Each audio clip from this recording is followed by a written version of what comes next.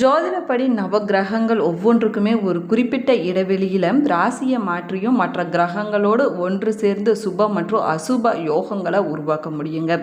இது அனைத்து ராசிக்காரர்களுடைய வாழ்க்கையிலையுமே ஒரு தாக்கத்தை ஏற்படுத்தும் அப்படின்னு சொல்லப்படுது. அந்த வகையில் தேவர்களின் குருவென்று சொல்லக்கூடிய குரு பகவான் கடக ராசியில் பயணம் செஞ்சுட்டு வராரு. அதே சமயத்தில் அசுரர்களின் குருவாக சொல்லக்கூடியவர் சுக்கிரன் ஆவார். இவர் கடக ராசியில் பயணம் செஞ்சுட்டு வராரு. இந்த நிலையில் ஜூன் 22ஆம் தேதி கிரகங்களின் இளவரசனாக சொல்லக்கூடிய புதன் கடக ராசியில் நுழைய இருக்கிறாரு. இதனால் கடக ராசியில் குரு, சுக்கிரன், புதன் போன்ற 3 கிரகங்களுடைய சேர்க்கையால் திரிகிரக யோகமானது உருவாக இருக்குதுங்க. இந்த யோகமானது ரொம்பவே மங்களகரமான யோகம் அப்படின்னு சொல்லப்படுது. இந்த யோகத்தானுடைய தாக்கம் பார்த்தீங்கன்னா மேஷம் முதல் மீனம் வரையிலான 12 ராசிக்காரர்களுடைய வாழ்க்கையிலுமே இருக்கும் அப்படின்னு சொல்லப்படுது.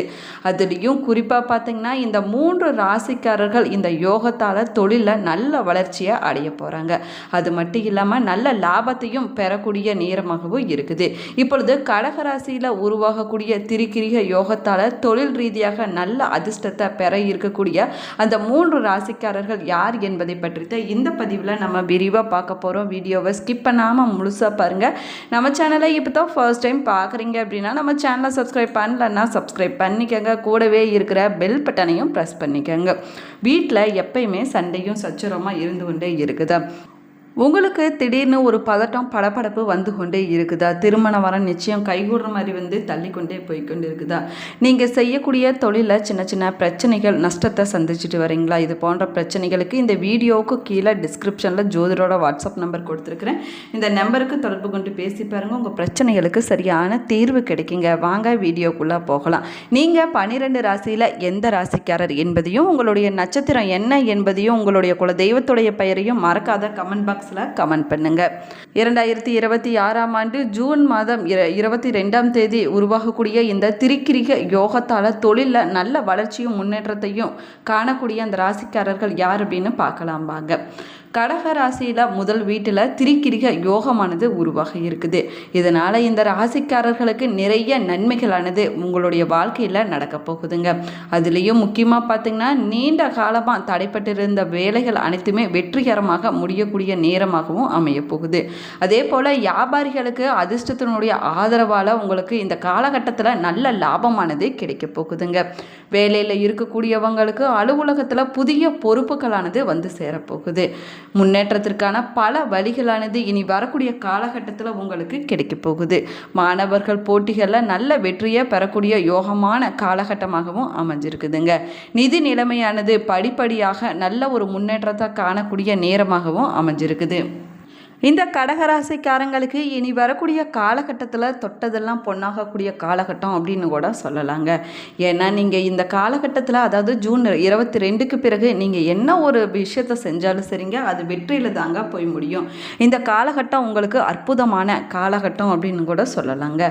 கன்னி ராசியில் 11வது வீட்டில் திரிகிரக யோகமானது உருவாக இருக்குது. இதனால் இந்த ராசிக்காரர்களுக்கு நீங்கள் விரும்பிய வேலையானது கிடைக்க போகுதுங்க. அதே போல் திருமணம் ஆகாதவங்களுக்கு நல்ல வரனானது கிடைக்க போகுது. இது வரைக்கும் எவ்வளவோ இடத்துல வரன் பார்த்துருப்பீங்க, இருந்தாலும் உங்களுடைய திருமணமானது தள்ளி கொண்டே போய்கொண்டு இருக்குங்க. ஆனால் இனி வரக்கூடிய காலகட்டத்தில் உங்களுக்கு நல்ல வாழ்க்கை துணையானது அமைய போகுது. வேலை செய்யக்கூடிய இடத்துல உங்களுக்கு செல்வாக்கானது அதிகரிக்க போகுது. அதே போல் நட்புகளானது அதிகமாக கிடைக்கக்கூடிய நேரமாகவும் அமைஞ்சிருக்குது. அலுவலகத்தில் உங்களுடைய வேலைகளுக்கு உரிய நேரத்தில் செஞ்சு முடிச்சு அதில் வெற்றியும் பெறக்கூடிய அற்புதமான காலகட்டமாகவும் அமைஞ்சிருக்குதுங்க. உங்களுடைய உழைப்புக்கு ஏற்ற பலனானது இந்த காலகட்டத்தில் கிடைக்க போகுது. முதலீடுகளில் இருந்து நல்ல லாபமானது கிடைக்க போகுதுங்க. தன்னம்பிக்கையானது அதிகரிக்கக்கூடிய நேரமாகவும் அமைஞ்சிருக்குது. தனுசு ராசியின் 8வது வீட்டில் திரிகிரக யோகமானது உருவாக இருக்குது. இதனால் இந்த ராசிக்காரர்களுக்கு வெற்றிகளானது குவியக்கூடிய யோகமான காலகட்டமாகவும் அமைஞ்சிருக்குதுங்க. இனிமேல் உங்களுடைய வாழ்க்கையில் வரக்கூடிய நாட்கள் எல்லாமே வெற்றிகரமான நாட்கள் அப்படின்னு கூட சொல்லலாங்க. இந்த ராசியில் பிறந்த மாணவர்கள் போட்டிகளில் நல்ல வெற்றியை பெற போகிறாங்க. வெளிநாடு செல்லக்கூடிய கனவு இருக்கக்கூடியவங்களுக்கு இந்த காலகட்டத்தில் அந்த கனவானது நிறைவேற போகுதுங்க. திருமண வாழ்க்கையானது மகிழ்ச்சிகரமாக இருக்கு இருக்க போகுது. கலைத்துறையில் இருக்கக்கூடியவங்களுக்கு நல்ல பலன்களானது இனி வரக்கூடிய காலகட்டத்தில் கிடைக்க போகுது. புதிய வேலையை தொடங்குவதற்கான வாய்ப்புகளானது கிடைக்க போகுதுங்க. வாழ்க்கை துணையோடு நல்ல நேரத்தை செலவிடக்கூடிய காலகட்டமாகவும் அமைஞ்சிருக்குது. தொழிலதிபர்களுக்கு நல்ல லாபத்தை தரக்கூடிய புதிய ஒப்பந்தங்களானது இனி வரக்கூடிய காலகட்டத்தில் கிடைக்க போகுதுங்க. இந்த தனுசு ராசிக்காரங்களுக்கு இந்த காலகட்டம் ஒரு பொன்னான காலகட்டம், தொட்டதெல்லாம் தொடங்கக்கூடிய அற்புதமான காலகட்டம் அப்படின்னு கூட சொல்லலாங்க. நவ கிரகங்களில் ராஜ கிரகம் என்று அழைக்கக்கூடியவர் குரு பகவான் ஆவார். இவரை வியாழக்கிழமை நாளில் வழிபாடு செய்வது ரொம்பவே நல்லதாகுங்க. வியாழக்கிழமை நாளில் இவருக்கு கொண்டக்கடலை மாலை சாற்றி வழிபடுவது சிறப்பானதாகும். அதே போல் நல்லெண்ணெய், தேங்காய் எண்ணெய், நெய் போன்ற 3 எண்ணெயும் கலந்து விளக்கேற்றி நம்ம வழிபட வேணுங்க. குரு பகவானுக்கு ஏற்றக்கூடிய விளக்குகளுடைய எண்ணிக்கை பார்த்திங்கன்னா 11 இல்லைன்னா 21 என்ற எண்ணிக்கையில் நீங்கள் ஏற்றி வழிபடுவது சிறந்ததாகும். அதே போல் குரு பகவானுக்கு பிடித்த பூக்களாக சொல்லக்கூடியது முல்லையும் மல்லிகைப்பூவும் ஆகுங்க. அன்றைய நாளில் முல்லையும் மல்லிகைப்பூவும் சமர்ப்பணம் செய்து நீங்கள் வழிபடுவது சிறப்பானதாகும். குரு பகவானை நீங்கள் வழிபடும் போது 3, 9, 11 என்ற ஒற்றைப்படை எண்ணிக்கையில் நீங்கள் வலம் வருவது சிறப்பானதாகுங்க. நவகிரகங்களில் செல்வம் சுபபோக வாழ்க்கைக்கு அதிபதியாக இருக்கக்கூடியவர் சுக்கிர பகவான் ஆவார். அதிர்ஷ்டம், யோகம் போன்ற அமைப்புகளை உருவாக்கக்கூடியவரும் இந்த சுக்கிர பகவான் தாங்க. இவருடைய அருள் இருந்துச்சுன்னா நிச்சயமாக நம்முடைய வாழ்க்கையில் நல்ல முன்னேற்றமானது ஏற்படுங்க. பொதுவாக வீட்டில் செல்வம் சேர வேணும், அதிர்ஷ்ட வாய்ப்புகள் கிடைக்க வேணும் அப்படின்னா லக்ஷ்மி தேவி, அஷ்டலட்சுமி, சொர்ண அகர்ஷண பைரவர், குபேரர் போன்ற படங்களை வைத்து வழிபடுவோம். ஆனால் நவகிரகங்களுடைய படங்களை யாரும் வீட்டில் வைத்திருப்பது இல்லைங்க. நவகிரகங்களில் ஏற்படக்கூடிய பாதிப்புகள் குறைய, நவகிரக தோஷம் நீங்க, நவகிரகங்களுடைய அருள் கிடைக்க கோவில்களில் இருக்கக்கூடிய நவகிரக சன்னதியில் விளக்கேற்றி வழிபடுவதைத்தான் நம்ம பார்த்துருப்போம். ஆனால் வீட்டில் சுக்கிர பகவானுடைய படத்தை வச்சு வழிபடுவது ரொம்பவே சிறப்பானதாகுங்க. கடல் அலைகளிலிருந்து எழுந்து வெள்ள குதிரையில் கையில் வால் ஏந்தியபடி சுக்கிர பகவான் பாய்ந்து வருவது போல இருக்கக்கூடிய படத்தை வீட்டில் வைத்திருப்பது ரொம்பவே விசேஷமானதாக சொல்லப்படுது. சுக்கிர பகவானுக்கு பின்புறம் கடல் மற்றும் சூரியன் உதயம் ஆவது போல இருக்கக்கூடிய காட்சியில் இருக்கக்கூடிய படத்தை வீட்டில் வைப்பது சிறப்பானதாகுங்க. சூரிய உதயத்துக்கு முன்னாடி எழுந்து நம்மை நோக்கி வரக்கூடியவர் சுக்கிர பகவான் ஆவார். இவர் பார்த்திங்கன்னா நம்முடைய வீட்டை நோக்கி வருவது போல் இருக்கக்கூடிய படத்தை வீட்டில் வைத்து வழிபடுவதால் நம்முடைய வீட்டை நோக்கி பணம் வரக்கூடிய தடைகள் அனைத்துமே, அதாவது எதிர்மறையான ஆற்றல்கள் அனைத்துமே விலகிவிடும் அப்படின்னு சொல்லப்படுதுங்க. நீங்கள் சுக்கிர பகவான் படத்துக்கு முன்னாடி விளக்கேற்றி வைத்து சுக்கிர பகவானுக்கு நெய்வேத்தியமாக வெள்ளை மொச்சை படைத்து வழிபட வேணுங்க. அதே போல் முந்திரி, பாதாம் போன்ற உலர் பருப்பு வகைகளை படைத்து வழிபடுவது சிறப்பானதாகும். பழங்களில் அன்னாச்சி, திராட்சை, மாதுளம் பழத்தை நெய்வேத்தியமாக படைத்து நம்ம வழிபடலாங்க. இப்படி வழிபடுவதனால வீட்டில் இருக்கக்கூடிய எதிர்மறையான ஆற்றல்களானது வெளியேறி நேர்மறையான ஆற்றல்களானது அதிகரிக்குங்க. இதனால் பொருளாதாரத்தில் நல்ல முன்னேற்றமானது ஏற்படும் அப்படின்னு சொல்லப்படுதுங்க.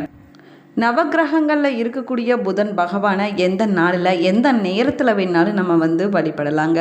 நவகிரகத்தை நம்ம 9 முறை வலம் மனதார வேண்டிக் கொண்டோம்னா புதன் பகவானுடைய அருளானது நிச்சயமாக கிடைக்கும் அப்படின்னு சொல்லப்படுது. புதன் பகவான் நமக்கு புத்தியில் தெளிவை கொடுப்பாருங்க. புத்தியில் பலத்தை கொடுக்கக்கூடியவரும் புதன் பகவான் தான்.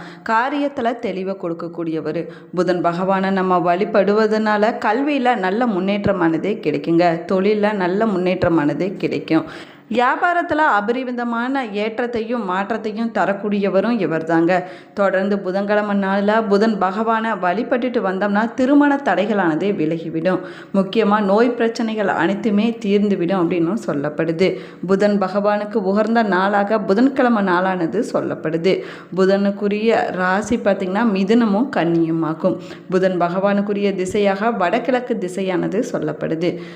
புதன் பகவானுக்கு உரிய அதி தேவதை மகாவிஷ்ணு ஆவார். பிரித்தியதா தேவதையாக ஸ்ரீமந்த் நாராயணரை சொல்லுவாங்க. அதே போல் புதனுக்கு உரிய நிறம் வெளிர் பச்சையாகுங்க. இவருக்குரிய வாகனமாக சொல்லக்கூடியது குதிரையாகும். அதே போல் இவருக்கு உகர்ந்த உலோகம் பார்த்திங்கன்னா பித்தளையாகுங்க. புதன் பகவானுக்கு பச்சை நிற வஸ்திரம் சாற்றி வேண்டிக் கொள்வது ரொம்பவே விசேஷமானதாக சொல்லப்படுது. புதன்கிழமை அன்னைக்கு காலை 6 மணி முதல் 7 மணி வரையிலான புதன் ஓரை நேரத்தில் புதன்கிழமை நாளில் புதன் ஓரையில் பக்கத்தில் இருக்கக்கூடிய கோவிலுக்கு சென்று நவ கிரகத்தில் இருக்கக்கூடிய புதன் பகவானை வழிபடுவது சிறப்பானதாகுங்க. புதன் பகவானை நீங்கள் மனதார வேண்டிக் கொண்டீங்க அப்படின்னா உங்களுடைய வாழ்க்கையில் மங்கள காரியங்களானது நடக்கும் அப்படின்னும் சொல்லப்படுது. எந்த பதிவு உங்களுக்கு பயனுள்ள தகவல்களை கொடுத்துருக்குன்னு நினைக்கிறேன். இந்த பதிவு உங்களுக்கு பிடிச்சிருந்தால் லைக் பண்ணுங்கள், ஷேர் பண்ணுங்கள், கமெண்ட் பண்ணுங்கள். நம்ம சேனலை இன்னும் சப்ஸ்கிரைப் பண்ணலைன்னா சப்ஸ்கிரைப் பண்ணிக்கங்க. கூடவே இருக்கிற பெல் பட்டனையும் ப்ரெஸ் பண்ணிக்கங்க. நீங்கள் 12 ராசியில் எந்த ராசிக்காரர் என்பதையும் உங்களுடைய நட்சத்திரம் என்ன என்பதையும் மறக்காமல் கமெண்ட் பாக்ஸில் கமெண்ட் பண்ணுங்கள். உங்களுடைய குல தெய்வத்துடைய பெயரையும் இஷ்ட தெய்வத்துடைய பெயரையும் மறக்காமல் கமெண்ட் பாக்ஸில் கமெண்ட் பண்ணுங்கள். Thank you friends.